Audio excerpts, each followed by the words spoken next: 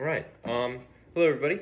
My name is Brandon Trossbach, and for my instructions, I've decided to show you how to make a New York-style pizza at home from scratch. I have a lot of experience in this. I've been making pizza since I was 17 professionally, multiple different restaurants, and I'm just going to walk you through the process and show you how simple everything is and all the ingredients and tools that you'll need for it, and it'll be a bunch of fun.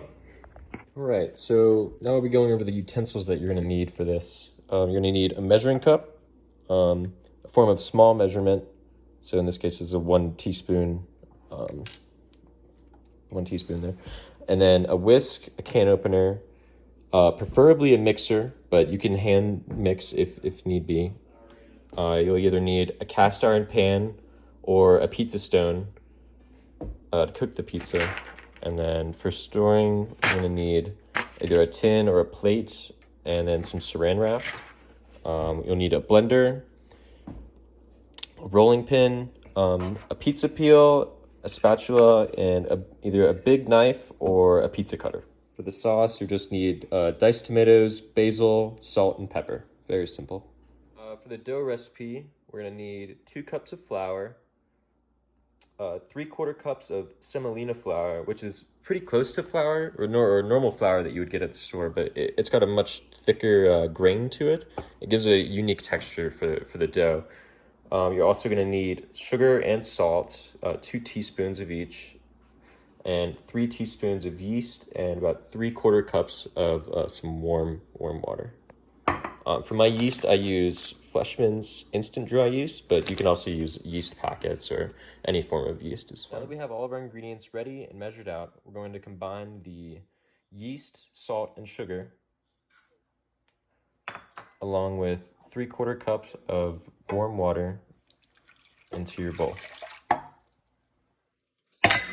Then we're going to take our whisk and we're going to mix this mixture together until the yeast kind of becomes fragrant, and we're going to activate the yeast in this process to help give our dough some nice big bubbles and make it very fluffy, and so it's able to rise when we cook. After mixing for about 1 to 2 minutes, it's going to start to get really frothy, and you'll start to smell the yeast, and this is when you know that everything is mixed enough. Now you're going to measure out 2 cups of your unbleached flour and put it into your mixing bowl. You also want to take your 3/4 cup of semolina flour. Add that to the mixture as well.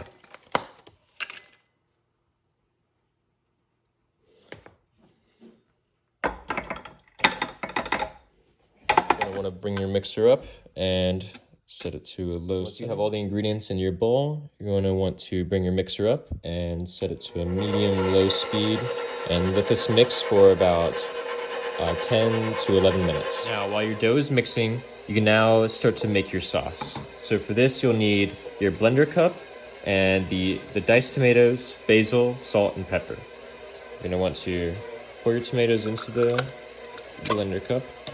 And then you'll want to take a pinch from each of these, as I've already done here, just a pinch, and combine it into your saucepan.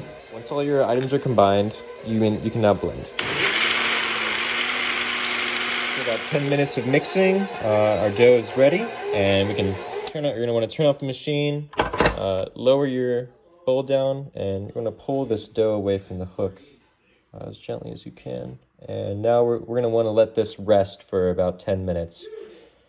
It's just going to make the process a little easier for when we pull this out. Okay, now that our dough is rested, we're going to move on to the next step of shaping the dough. So you're going to want to have 2 to 3 feet of clean counter space, and on your counter, you're going to just want to take some flour in your hand and just dust it around.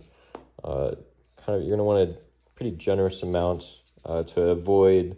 You're doing this to avoid the dough sticking to your counter space. Okay, now that we have our counter space prepared and our work area is ready, we're going to take this dough, we're going to take that out of the bowl, and we're just going to set it here on the counter. It kind of helps just to you want to take the edge of your hand here and just kind of scoop it from the bottom. And if you go in a clockwise motion or a side swiping motion like this, you kind of get it to just roll right out. And have it straight under our counter space. And move on to the next. All right. Now we can take some more flour. Our dough is on the counter on the floured surface. We can just dust some on top, and you kind of just want to pat it into it. Now we're gonna start our shaping process here. So starting from the middle, you're gonna want to take like your whole like dominant hand and just push in and right into the middle. And you'll see you're gonna basically trying to push the air away in a clockwise motion here. And what we're doing is we're gonna shape the pizza, but we're gonna keep it in this circular kind of, hopefully a circular shape. Also, while we're doing this, we're gonna be very mindful that we keep this about 1 inch here. And this here is going to be the crust for our pizza. So we're gonna continue around, pushing in a circle. Now, if this part can be pretty difficult for some people, so if you're having a tough time, I recommend you just using a rolling pin, but the dough should come out very, very soft and malleable to work with if you let it rest for the appropriate time. So we're just gonna continue around in our clockwise motion here. So we get a nice shape. So that's looking pretty good. If you wanna fix your edges, I can show you a little technique that I use for that. If say you've lost this edge here and you don't have an edge anymore, so for instance, I can push mine down. You can take, and you have no crust and you're really struggling to make your crust, you can take the inside of your hand here and put it against the very outside edge, and take about your hands here and about 1 inch away and just kind of push up gently. And you'll see the crust will start to rise up again. So everything is very malleable here, and there's lots of mistakes that can be fixed, very easily. For instance, if you rip a hole, like I'll just pop a hole right here. Okay, we have a big hole. We can't do anything about it. It's very easy to fix. So all you're gonna do is take one side of your dough and then just gently pull it over, just like that, and give it a very firm kind of press down.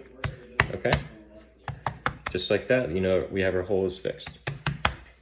Now that we have our shape for our pizza, if you're using a cast iron pan, you would just you're gonna need to pick this dough up and just gently transfer it into this pan, and then we can move on to saucing and putting our toppings. If you have a pizza stone, like how I do, I recommend having a screen. You can get these fairly cheap online, but you would just do the same process of picking this dough. You're gonna pick up this dough and then just transfer it onto the screen. And then from the screen or the pan, we're going to take it to our oven, which we're gonna have preheated, preferably preheated for up to an hour at 500 degrees Fahrenheit.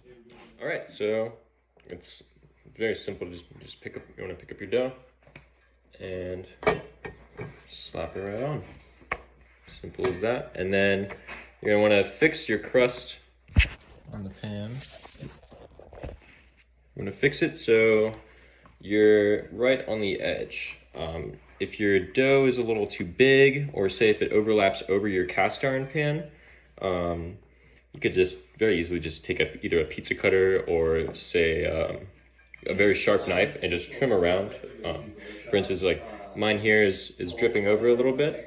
So I overstretched, but everything's fine. I'm just gonna take a short knife and just cut these edges off, and we'll have a very perfectly shaped pizza. Okay, now that we have our circular shape here, you're gonna take your sauce and a spoon, and just take your spoon like this.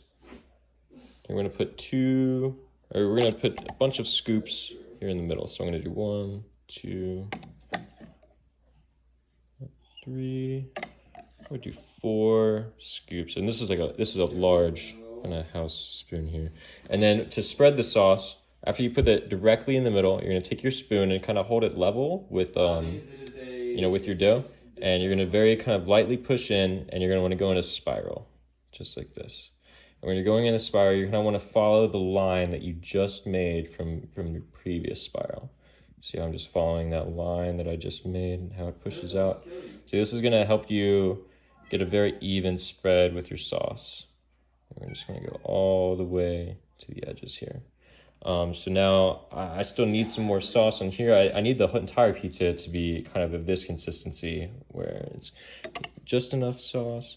So again, if you need to put more sauce, I recommend you put it in the middle and then you continue to spread it out in this spiral shape. This is going to keep everything even.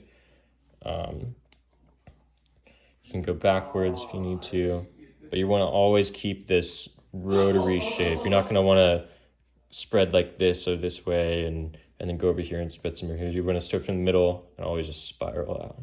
So I need a little bit more. So up to like 6 little spoonfuls of our sauce now, all the way around, just to this edge. And it's going to align with the crust that we made earlier when we were pushing the edges in together. Just spread it out very evenly. I prefer kind of a saucy pizza. So, I mean, the amount of sauce is truly up to, the individual, but I think this is a fair amount. Now we're going to take a good handful of cheese and just want to sprinkle it on, kind of in the same kind of motion that we did earlier, all the way around. And it's important that you get enough cheese on for it to melt and connect and interweb, but you don't want to or too much where it's going to, you have like a thick kind of undercooked piece of cheese. Also, another important thing is to get it all the way to this crust, just like how the sauce is. You want to put the cheese directly over the sauce and have it go to the crust. And you're going to maintain this 1 to 1.5 inches of crust, kind of all the way around the pizza, with the cheese connecting at the edges. Just like that, here we have our completed base cheese pizza. At this point, it would be viable to, add any toppings that you may want, like pepperoni, onions, green peppers, etc., sausage. For mine, let me put some garlic. Put some garlic on mine. Just take a good pinch of garlic and just spread it out. Just little slaps all around. Nothing too much. I feel that simplicity is always the easiest thing. Do a little bit more cheese to fill in these. Fill this in. And now everything's looking good. We're ready to go into the oven and have our finished product. Right now, we're gonna go and slide our pizza directly onto our pizza stone. Just like that. And we maintain the temperature of 500 degrees and we'll bake it for 10 to 11 minutes. But, obviously we're going to keep our eye on it just in case anything gets poofed up or gets brown too fast. Okay. I figured I could show you guys another way how to stretch your dough. I'll show you the way I personally do it at work, kind of in an industrial sort of deal. So first we're going to put some flour down right here, and then take a dough. I have pre-made here. So big dough, put it down in the flour, take the other side with some more flour, and then kind of want to rub it in a little bit. And just like on the other one, I'm going to want it to push down, starting like right in the middle, and then working a little, this time with both hands, work around the pizza, shaping the crust. And then I can shape the crust more like this by putting my inside of my hand and pushing it against all the way around. All right, once we have like the general shape, kind of a circle here, you can see. The method I do is kind of like, I'm gonna slap it between my hands. So I'm gonna go, basically the motion is like this. I'm like slapping to the left, and then to the right, to the left, to the right. And by slapping, I'm literally I'm gonna take this entire dough, and I'm holding it like this on my right hand with my fingertips just underneath the crust, like where the crust would be. And then basically just want to turn it and put it to your other hand. But what I'm doing here is I'm turning the dough entirely, like rotating it, as well as pushing it to the side. And as you do this, when you put force on it, just side to side, it begins to stretch. Once you get to a decently kind of big point, you'll be able to throw it up in the air. So for this, I like to keep my hands, I like to bounce the dough on my knuckles, just like this. With my left hand's in front of me, and my right hand is positioned, in front of the left hand. And basically, I'm gonna change the orientation with my left hand with my right hand. in an upwards motion, just like this. So I'm going to switch positions. So my left hand's going to go where my right is, and my right's going to go where my left is, in an upwards motion. And then with this, the dough is going to fly into the air and spin, just like that. Back up a little more.